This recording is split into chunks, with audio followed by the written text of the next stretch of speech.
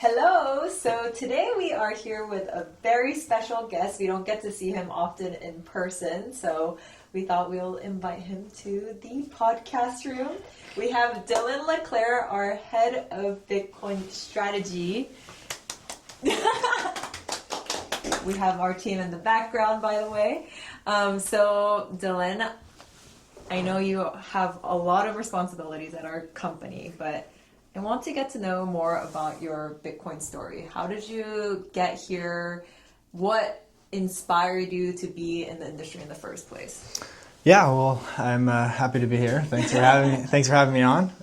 It's great to be on the ground in Tokyo. Well, you know, I guess I would start with saying there was never an intention to join the industry. I was just I found Bitcoin when I was in high school, and I was a numbers guy and started reading about investing. And I guess a lot of people in the investment world at that time in 2018, 2019 dismissed Bitcoin, but I was a young kid and, you know, my mind was open. So I wasn't convicted in any way. It was just something that I, started to explore. And in 2019, right as I was turning 18 years old, so you can, sign up for exchanges and whatnot, there was a thing called, which now it's very, I guess, maybe controversial, or there's many different opinions on it in the Bitcoin world. There's a mathematical model called stock to flow. Okay. And a mathematician out of the Netherlands put out basically a model that was showing Bitcoin's scarcity and its price over 10 years. And basically there's a halving every 4 years, so the new supply of Bitcoin gets cut in half. I didn't know any of this at the time. Yeah. But this guy basically plotted it out, and it showed Bitcoin in a log chart. Yeah. So instead of 1, 2, 3, 4 as a scale, it's 1, 10, 100, 1,000. It was just this thing going up and to the right. And I, as a math person, I didn't know anything about finance. I didn't know anything about cryptocurrency or cryptography or computer science. But it was captivating. I couldn't really understand how something like that could look and work. Yeah. And so I was trying to figure out, like, okay, well, what is a halving, and what is proof of work, and the difficulty adjustment, and all these things that were cited in this paper. Yeah. So this sent me down a kind of a rabbit hole, and I read all the citations in that article. So there was a Bitcoin standard, which we saw on our website, and a bunch of other sort of source documentation. Some people have the story of, like, I found Bitcoin in 2011 when I read the white paper, and I realized it was such a beautiful, cryptographically secure system. It's like, that wasn't my story. I wasn't a computer science person. It was just from just a math and a number standpoint, it was captivating. And so at that same time, I guess I went, very deep into all things finance and value investing, really. Mm-hmm. And I started listening to podcasts every day and decided I took a chemistry class, and I thought I was going to be a doctor my entire life. I took a chemistry class, and I was like, I'm not going to be a doctor. This is not where I'm meant to be.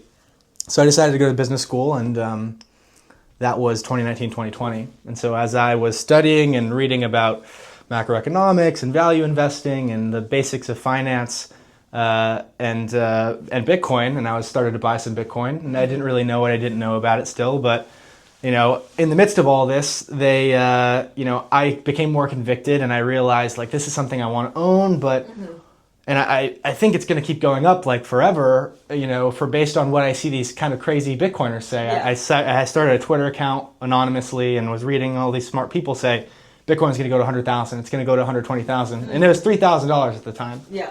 And, but all the smart people in finance were like, Jamie Dimon and Warren Buffett were like, Bitcoin's a fraud. Yeah. And so it was like this weird thing where I was like, there's no way a dumb 18-year-old could know more about this thing than the richest people in the world, or the titans of finance and Wall Street. And so, as this was all happening, I'm in business school, taking the basics of finance and learning about balance sheets and like the intro level business classes, which were pretty boring. Yeah. And the world shut down, and they all sent us home, and it was COVID. And everybody got thrown over basically into Zoom. Mm-hmm. And none of the professors at my school knew how to utilize remote learning. Yeah. And I'm the type of person, I think our generation's the type of generation where if you don't know something, it's a Google search. Yeah. But instead, we were on a Zoom with a 1970s textbook. Yeah.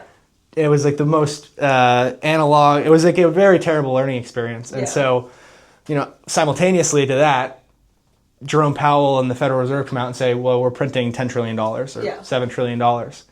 And so, and we're sending stimulus checks out to everybody for $1,200 in the United States. I remember that. And so, all of the things that these crazy anonymous Bitcoin people that I had just started to follow were saying, they're going to print money forever and the dollar's going to be worthless and Bitcoin's going to go up. I was like, wait a second, they might not be crazy. So, I did what probably I wouldn't recommend to others, which was a bit, I guess, conventionally risky. And I left school, which I don't think, depending on your situation, is a good or bad move. But and I basically took a bunch of credit cards with 0% interest rates. So crazy. And I lived off the credit cards for like 12 months, and I put every dollar I made into Bitcoin. At in 2020. And so then I did that. I dropped out of school, and my mom cried and whatnot. And then Bitcoin went straight up, and it went from like 8,000 to 60,000, and it was like, okay, so I wasn't crazy. It's gonna go to it's going to $1 million. Like it's going straight line. Like this is hyper Bitcoinization. It's happening. I was right. And so I found my way to Bitcoin Magazine through X, through Twitter. I was anonymous, and I'd never had a plan. I wasn't posting for followers or whatever. I was just posting because I was a nerd and sort of obsessed with this new thing that I found or stumbled upon.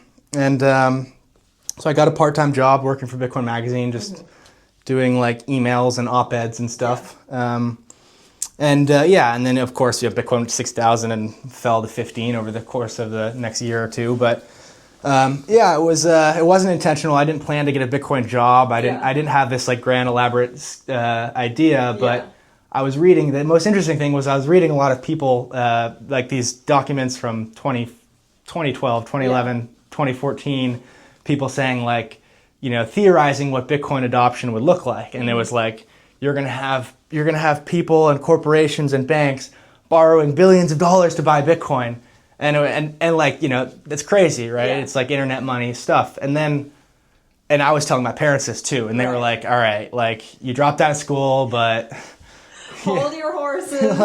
You're a kid, They were supportive, of course, but and then the real like aha moment of I'm not crazy was this billionaire on the NASDAQ with a NASDAQ company for 30 years, Michael Saylor, comes on and is like, we're buying $500 million of Bitcoin, the most amount of Bitcoin that had ever been purchased before, and we're going to adopt it as our reserve asset.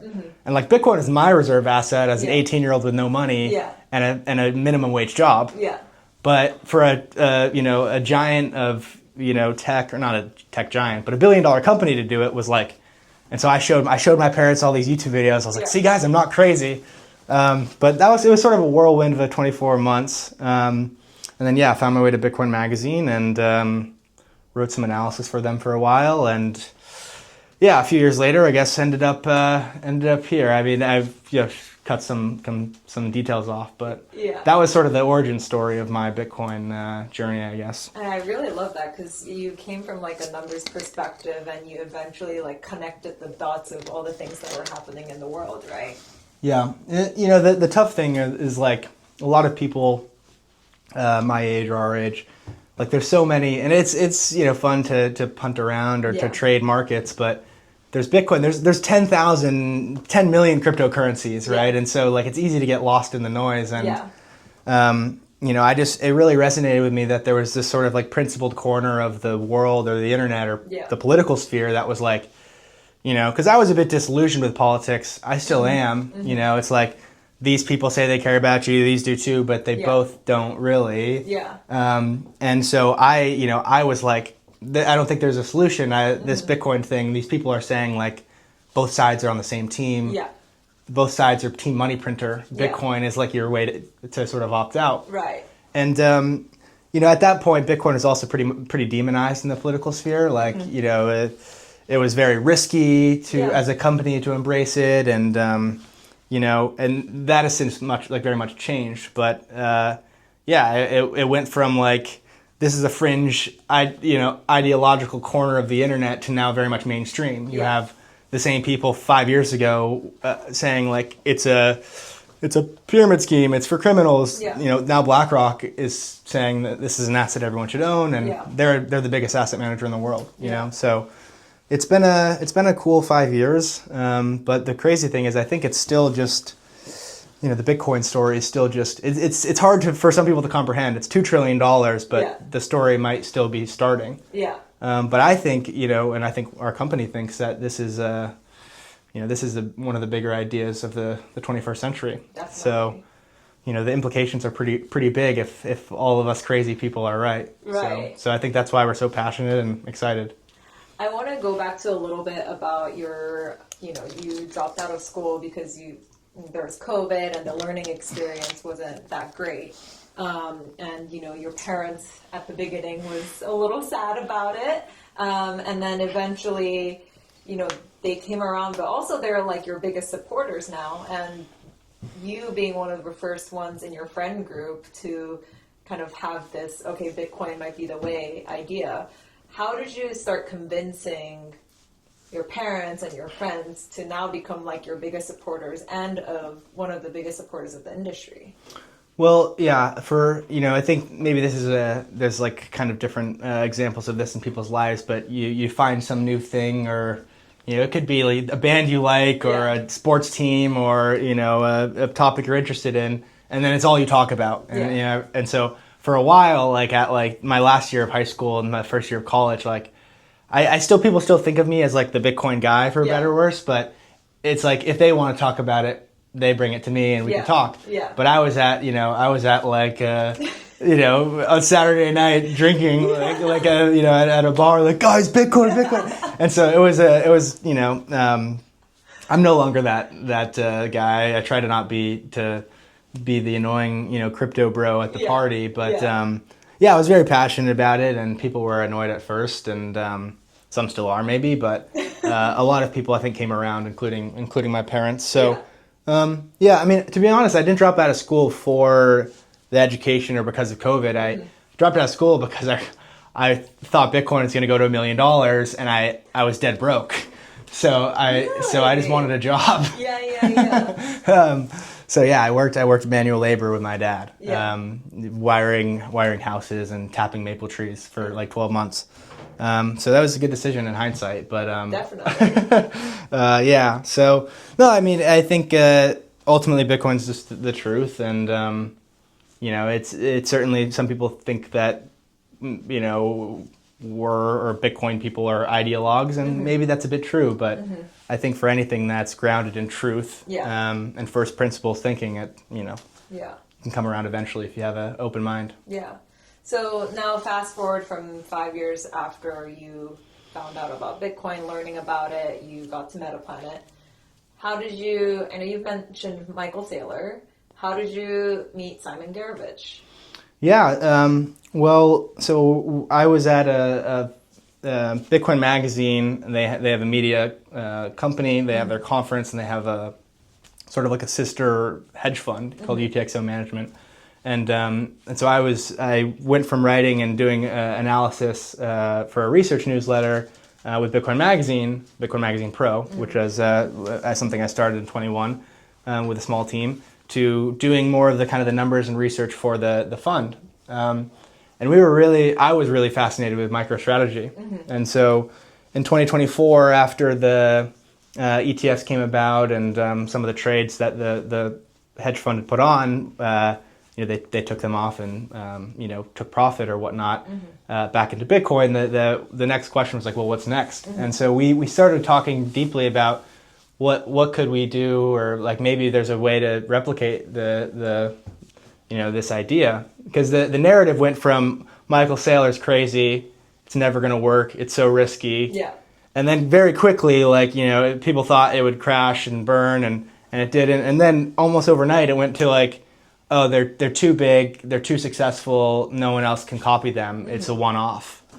And so that was a bit perplexing to me, because theoretically you could just replicate the success, right? Like if there's a great idea, then it will continue to be a great idea. It's not just because one person adopts a superior technology or way of thinking or doing something or interacting with the world doesn't mean others can't. And so we started looking around to no success, more just preliminary thinking. And then one day I was in California for a mini conference thing, and I got a call from Tyler Evans, who's on Metaplanet's board, and said, "Hey, we just met with a Japanese company. They're budget hotels, but the CEO is brilliant, and he's super polished, and there might be something here." Yeah. And I was like, "Well, how big is the company?" And he's like, "Well, it's like, it's a micro cap, but."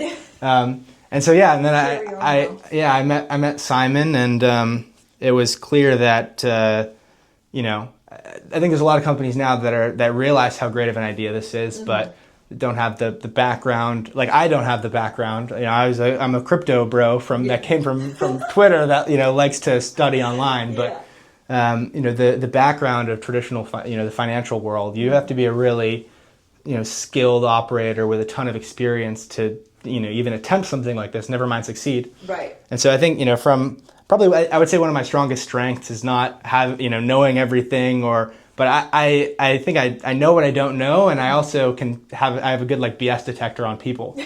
And I met Simon, and it was clear that he was a really, really diligent operator that was smart, that just caught the wrong end of the stick with COVID. It's like, you operate a business, you work 1,000 hours, you work 100 hours a week, but the government shuts down your business overnight. You can't do anything. Your revenue goes to zero. So it was interesting, and we started to talk, and I had never been to Asia at that point. And so... Seriously? Yeah, I had never been to Asia. Oh, wow. And so I signed the dotted line without having met any of the team and ever seeing Japan, and just decided, hey, why shouldn't... and so I started part-time. I was like, let's see how this goes, and I talked to a bunch of people, even the Bitcoin people in my life, the people in the industry and whatever, and there wasn't a consensus that oh, this is a home run. There were some people like, I don't know, man, that's pretty wacky, That's so interesting. And so I decided to do it. It was like, hey, this is I don't have much to lose. I would sort of kick myself a few years down the line if I had an opportunity like this and I didn't take it. And so. Yeah, there was, I didn't know exactly how it would turn out, but I was pretty convicted on the idea. Yeah. And so just decided to take a shot. Yeah. And so that was kind of the origin story of Metaplanet. I think a lot of people like to take credit for the origin story, and to be clear, the Metaplanet story, people in the U.S. will say Dylan, you made it happen, and I'm like, no, the fact that the Metaplanet team was on the ground. Yeah. And had been on, had been publicly traded, and had interfaced with the regulators, and had been working as a team for so long. That's what really made it all happen from the start. You can have all the best ideas in the world, but it takes execution. And the team was already there, and it was sort of just plug and play. So we got right to work. So yeah, that was the kind of the start of the story. Since you've worked here or worked with Metaplanet, how has it been? What's been the biggest challenge, or what do you think is special about being in a Japanese market? Well, yeah, I mean, to be frank, I would have probably taken an opportunity anywhere in any market, but I think the sort of the stars aligned where there's all the reasons that a publicly traded company on a Bitcoin standard is attractive, and don't have to cover that here. But more so, I think that post Mt. Gox there was sort of a hole. Mt. Gox was the biggest exchange in the world. It was the only exchange in the world in 2011. Yeah. And it collapsed. And at that time, and I wasn't paying attention to Bitcoin, but there was a real question of was the Bitcoin project failed? Yeah. And so because that exchange was located in Japan, domiciled in Japan, there was sort of the flame of Bitcoin adoption in Japan was sort of temporarily extinguished, or a bit kind of beaten down, if you will. And so, yeah, I think there was still that ember, right? There was still that sort of spark, and there was a big opportunity. I think it was there was a big, under the surface, there was a real Bitcoin maximalism, or the kind of ethos of the Bitcoiners. It wasn't prevalent in a public manner in Japan, but I think there was there was a real hole in the market. There was a real, when Michael Saylor came onto the scene and was a billionaire and said, hey, like, we're not apologizing for this. We're doing it. It's the right idea. It's a superior engineering solution. I'm a technologist. We're doing it. And it was like, oh, okay, well, like, it's not just the crazy people on the internet. It's like, the guy that wrote a book saying Apple, Facebook, Amazon, and Google are the big ideas in the investment world in 2011, just bought $1 billion of Bitcoin. And so for us in Japan, I think we were a small company, so some people may say, oh, it's not, you have nothing to lose. Like, if you're a dominant industry incumbent, like if you're Kodak, you have all the incentives aren't there for you, despite maybe on the surface seemingly there's an incentive, but everything in your business is geared toward the incumbent industry, your incumbent model. If you're Blockbuster, while you should pay attention to Netflix and what's happening, you're not. You have all of your operations are moving forward, and it's really tough to kind of turn that inertia. Yeah. But for a company like with nothing to lose, like you're facing bankruptcy or a slow, not an imminent death, but a slow one. You can have the decisiveness to make a bold decision, and so I think the Japanese market. I mean, there's obviously just like every other country, there's a big debt burden and there's structurally low interest rates that I think have been sort of suppressed. Same in the U.S. We had, in 2021, I was sitting there and they're, and I'm a 19-year-old and they're printing trillions of dollars and they're saying inflation's transitory and the interest rates are zero and the price of houses just doubled. And every person in my college graduating class has no prospect of owning a home. It's crazy how it changed. And so it's like the people in government are telling me there's not a problem and there's no inflation, and I can feel the inflation. Right. And so I think this is, people like to say, well, it's Japan or it's US or it's Canada but it's really a global phenomenon. It's not any political party's fault or any leader's fault or any central bank. This is like a structural problem, and I think Bitcoin is is an engineering solution. And so. I think it's not just a corporate story or an individual story, or a government story. This is a humanity story. We have a superior technology to store our value and our labor.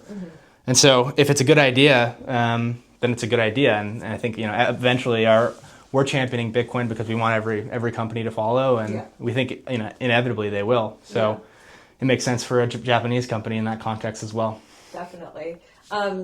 To wrap up, and I feel like maybe this question might be, a little subjective because we're on the team, but I am curious on what your hope and vision from your stance for Metaplanet is. Yeah, I think, the exciting thing is I think we have a chance to, along with others and along with strategy in the U.S., sort of redefine global capital markets. The last 80 years really not the last 80 years, it's long before then, but particularly I think people don't realize, people often say, well, Bitcoin's this new scary thing, it's this new tech, how do you, it's an experiment. And the reality is the bigger experiment is the last 50 years of global economic development. The grand experiment is every government, all human value is based on political promises that are meant for everything to become more expensive every year forever. And there's a lot of people like you and me, young people, old people, everywhere in between that are saying, well, why I'm having to I'm in a rat race. I'm climbing a ladder every year. I'm on a treadmill and I'm not moving forward anywhere. And so the idea with Bitcoin and the beautiful simplicity of it is you have a vehicle to store your energy, your economic output, your labor. It's something that nobody can arbitrarily take from you. Nobody can print. And so I think what our mission is to sort of help pioneer a re-architecture of the capital markets on something that's sound, that you can stand on, and that doesn't sort of debase. And it's from a 10,000 foot view. It's very clear, but when you're sort of looking at the day-to-day and, someone says, well, how can you capitalize on an asset that's down 7% one day and up 5% the next? That doesn't make any sense. Yeah. But you sort of zoom out and you realize that the bigger problem is not short-term volatility. The bigger problem is a guaranteed decline. It's like, well, you're guaranteed to lose half your purchasing power every 10 or 15 years forever. How does that's how the world works? And that's true. That's currently how the system is. The best currency in the world, the dollar, over the past 50 years has lost, 80% of its purchasing power. Yeah. And so, is it really 80%? I should, maybe fact check me there, but it's somewhere along those lines, right? And so, yeah, I mean, if that's true, then there's a big problem. And so our mission is to sort of redefine not just finance, but I think, the very basis of all economic output and capital markets. And I think it's a noble mission. Yeah. Some people think it's just numbers on a screen, but I think it's the reason we're so passionate is that if we're right, it's a much, much bigger story. And it might might redefine how we view the world in the same way that the internet helped kind of reshape all of our lives for the better. It kind of sounds like you were saying, we're so stuck in the rat race that we don't really see what's really happening in our world, that we have to kind of step back and see the bigger picture of everything that's going on. Yeah, I guess just to conclude, like I can't speak on Japan, but in the U.S., the bottom 50% of the populace doesn't own any assets. They just exchange their time for labor, and that's okay. But in that world where you don't own any assets and you're just exchanging time for labor, when the government says we are targeting a 2% inflation rate, or we're intentionally, we need inflation, that means that your time is guaranteed to just be devalued forever. And so, and everything is going to become more expensive forever. And so, that's a problem. And I think a lot of the social and political and all these bigger questions are sort of second and third order effects of that big problem. And so I think, the Bitcoin mission is not just number go up. It's actually much, much more virtuous than that. It's number go up is a second order effect of the real problem. The problem is the money's broken. The solution is an honest engineering fix. And so, I think that's how I view it. The numbers and the volatility and all this stuff, that's just, abstracted, sort of layers of finance and human psychology on top of it.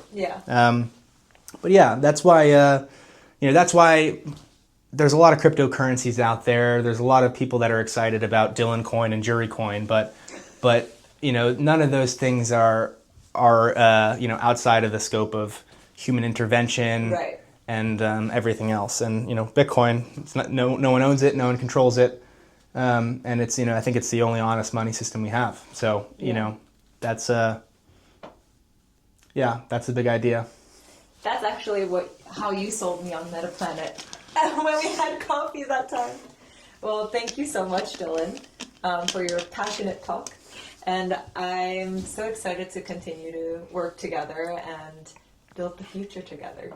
Thanks for having me on, Jerry. It's a great talk.